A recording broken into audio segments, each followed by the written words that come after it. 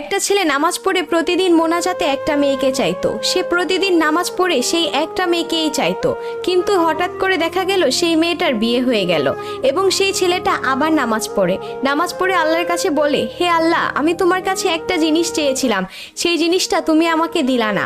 তখন আল্লাহর আরশ থেকে একটা কথাই ভেসে আসে, হে বান্দা, তুমি যেই জিনিসটা চেয়েছিলে তা তোমার জন্য উত্তম নয়, তুমি পাবে সেটাই যেটা তোমার কাছে অধিক উত্তম। তো আমরা অনেক কিছু আছে যেগুলো আল্লাহর কাছে চাই, কিন্তু আল্লাহ আমাদেরকে ইচ্ছা করেই দেন না, কারণ সেই জিনিসগুলো আমাদের জন্য ঠিক না। Allah has a better plan for you.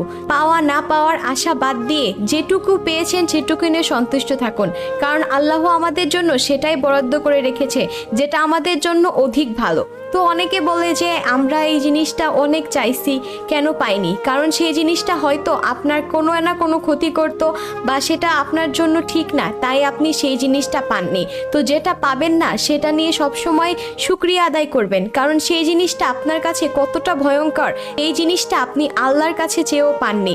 তাহলে আপনি আলহামদুলিল্লাহ বলুন।